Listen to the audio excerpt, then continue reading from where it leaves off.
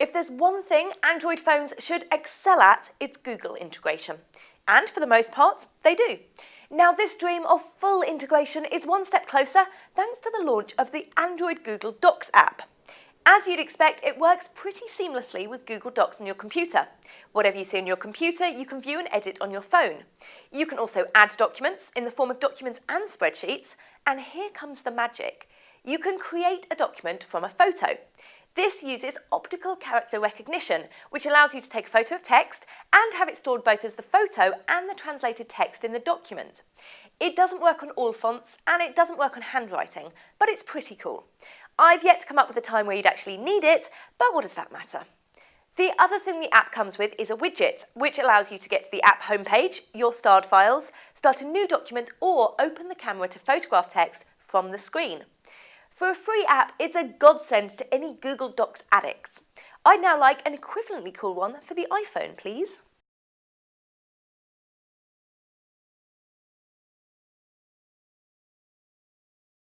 It is quite possibly a fact that most people use their iPad primarily to watch TV, either through YouTube, streaming, the iPlayer, or Magic. Previously, Channel 4's 4OD service has been off limits due to pesky flash, but that has all now changed. The 4OD iPad app makes a big point of being free for a limited time only, although they don't specify the time period, which lends a certain degree of panic to the whole thing. Whilst not offering streaming of the whole Channel 4 library, unlike the website, it does provide a catch-up service of programmes up to 30 days ago. Each programme is prefaced by a non-skippable 1-minute ad, and you can full screen everything and retain a watchable quality. There's the option of adding a pin if you're an adult who wants to protect child eyes, adding it for 16 plus or 18 plus programmes. It's really very simple and does what it says it does very well. But how long will it be free for? Nobody knows.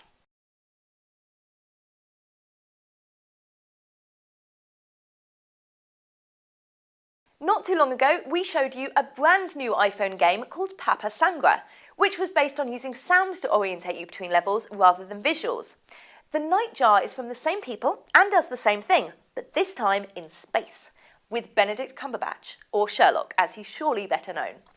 After a fairly lengthy introduction, knocking on for 5 minutes, you find out you've been left behind on a space mission, and you've got to get to the docking bay 7 levels down in order to be rescued. The lights are off, so you've got to get there by sound alone. You fell down. Again. Like Papa Sangra, it's a case of using your headphones and the screen to move yourself so the noise is right in front of you and then moving towards it.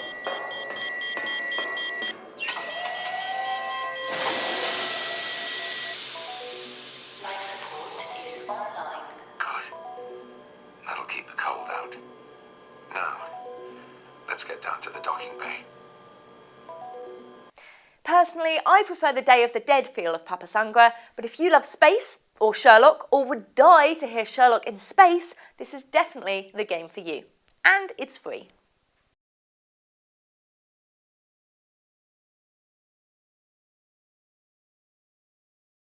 Holidays, sun, sea, crushingly expensive mobile phone bills.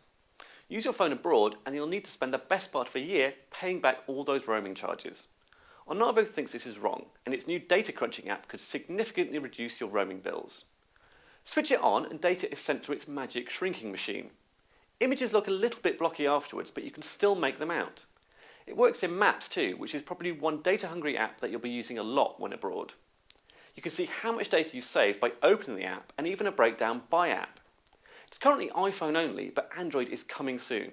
It's also free at the moment, although there will be a charge in the future, but they promise it will be less than if you didn't have the app turned on, which leaves you more money to spend on scuba diving and sangria.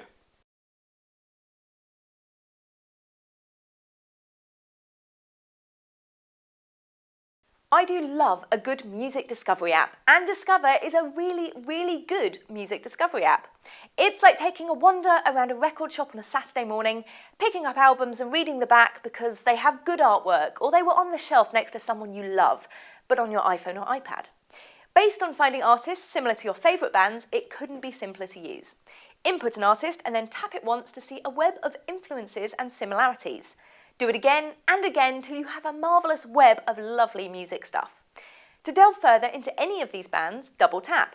In this deeper level, you'll find bios of all the artists and the opportunity to buy the singles or share the tune on Twitter, Facebook or by email. You can view the live performances and music videos on YouTube. You can also check out blog posts about them, read reviews and finally see the links to the artist's MySpace, Last.fm, iTunes and Amazon pages. Good Lord, is there nothing this app won't do? Want more? Go to www.frackulous.com/follow for a glut of RSS-y, iTunes-y, podcasty, subscription-y options.